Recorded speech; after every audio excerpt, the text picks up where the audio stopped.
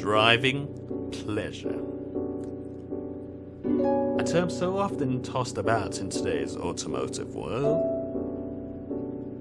However, to be able to deliver true driving pleasure, a car must allow direct and intuitive control, no matter if on the road or the track. Many different kinds of vehicles are capable on the track today, but only sports cars, it seems, are truly capable of delivering.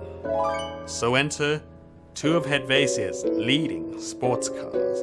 On the left, the Kleinhammer Nightstar R1 Basic, and on your right, the Refokuz ESV SP, both equipped with manual gearboxes for proper drive.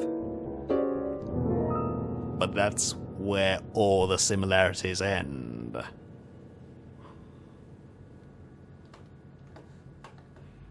Okay, the first thing you see when you enter the driver's seat of the Kleinhammer R1 Basic is that the setup of the dials and the driving position is made so that the basic joys of the driving can be felt, and it is optimized for precise and engaged driving.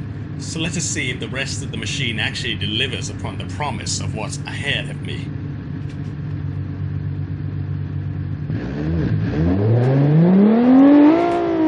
Right, the acceleration is okay. It isn't that bad, however, the risky part comes now, the braking, which the Kleinhammer Kleinhammer R1 Basic. As with all Kleinhammers, are rather unstable, the braking, but the cornering, wow. Precise, eager, and ready are the three words I've used to describe the cornering of this car. However, if you release the brake too late, you'll be ruining the precision of the car, which is bad for you. And as with all rear-engine Kleinhammers, they are susceptible to lift off oversteer. But however, at that time it was still quite forgiving, which surprised me actually, because the Kleinhammer R1 Basic is more forgiving than its more high-powered cousins like the R2S, which, as we know, is extremely dangerous to drive. However, the R1 Basic isn't all that innocent either. On a long straight like this, it is quite susceptible to bump steer, which means you cannot take the Wakusa track straight at full speed, which is really a letdown. And that's not where the letdown stops. A corner where you make one right turn and a left turn like this, it's very susceptible to losing control, which means if you are trying to push in order to get a good lap time, or to be able to overtake another, it could be the death of you. So basically, as I say, this is a toned down, more fun, slightly more forgiving version of the R2S that we've tested before.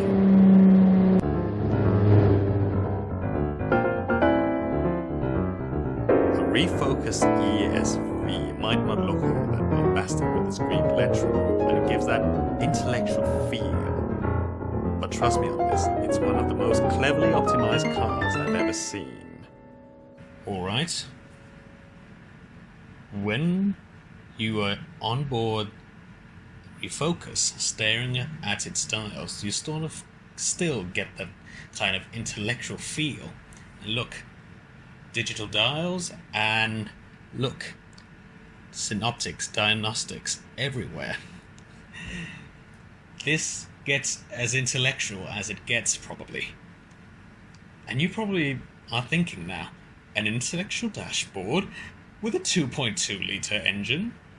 Nonsense! Blasphemy! And this letdown goes on as you start it up. Handbrake on, neutral, start. Yep. Sounds like a family saloon with an inline 4. Doesn't really sound good, does it? But wait until you hear this. Brace yourselves. Yep. That is the sound of the Refokuz JP01 engine. And it gets better. Now let's go for a drive, intellectual or otherwise. Yep,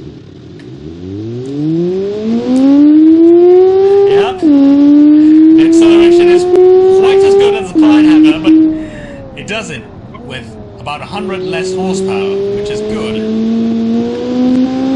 And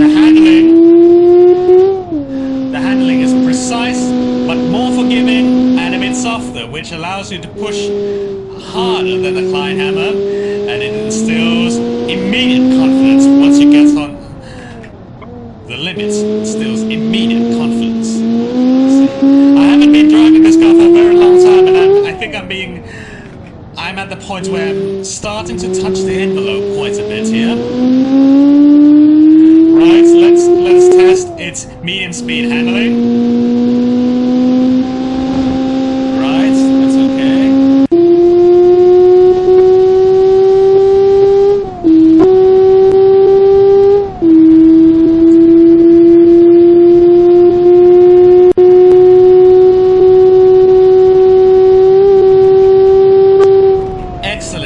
Although we scraped the bottom there.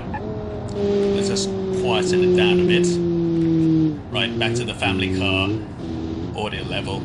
You see, the suspension system of the Refokuz is much better tuned system than the Kleinhammer, in my humble opinion, due to the fact that it is not really affected that much by the bump steer.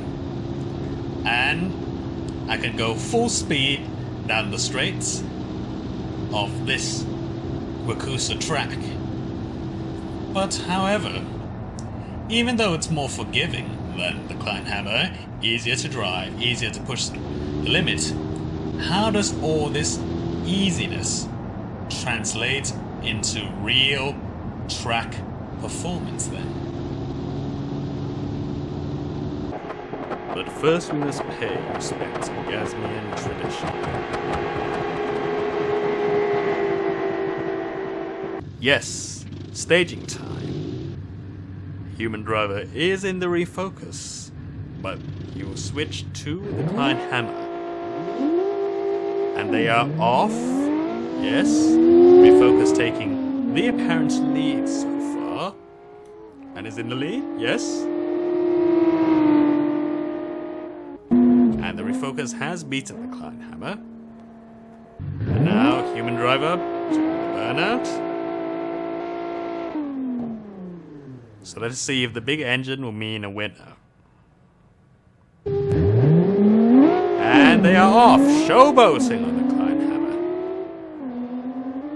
And it's in the lead. Will it win? Yes. Right, track time. Kleinhammer first, no wheel spin, spit off lane, yes. Although not really a good idea on the road. Now, first left-hander, no problem so far. Neat. After the second medium speed left-hander, this one's rather drifty. No sign of trouble as well. And on this right-hander, no sign of trouble. The next one will be quite a rather tricky corner. Cars with inherent understeer, but no trouble on the Kleinhammer. Ouch, pains.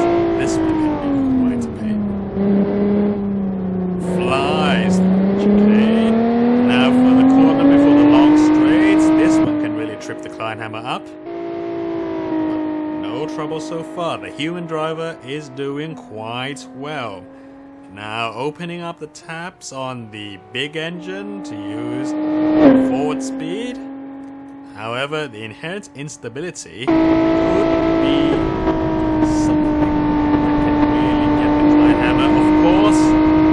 No going any faster than 140-ish, but flies through the corner. Let's see if the Kleinhammer can make up the time. Right, flies through this one.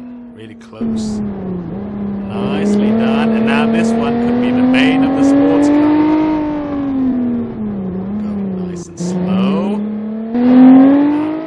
Thrusting away. Going through the corner. Final 2 chicanes.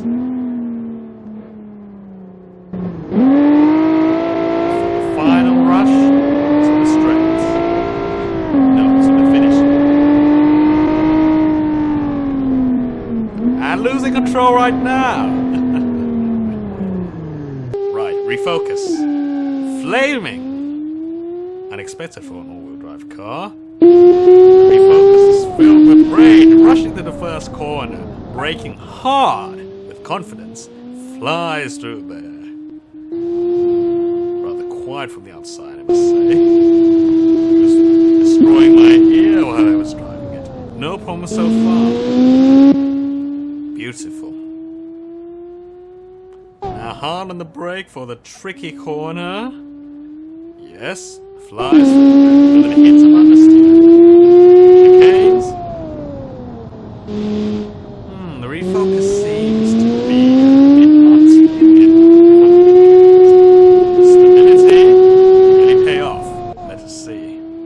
Flies through there. No trouble at all. And now, full speed ahead on the science mobile, the intellectual mobile. Yes, 150. Let's see the intelligent suspension system. No trouble. 160. And hard on the brakes. Just enough speed to cleanly pass in the corner. Just so. Yes. Flying through the corner, nearly at 100. Braking. And now the bane of the sports cars again. Let's see how it handles. Nice. Now full speed ahead, trying to avoid the zones where it could clip the bodywork. Chicanes. Not much trouble through here. Final rush and across the line. No loss of control this time.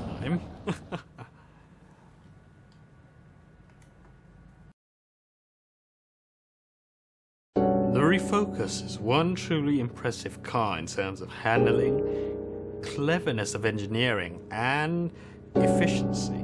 It is a truly well-engineered car for today's requirements and needs. But however, it is lacking in terms of excitement, being on edge, and the feeling as if you have accomplished something great that the Kleinhammer has. Although it is a wonderful contender to the established legend, and it will have its own fans, it is something that is a bit too comforting for some, which might be a good thing, actually.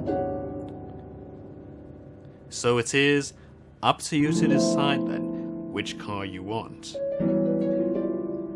An utterly fun and precise death trap, or a comforting, intellectual, efficient, and utterly sensible car that gives well done performance. The choice is yours, really. Although, if you ask me, you know which one I would go for.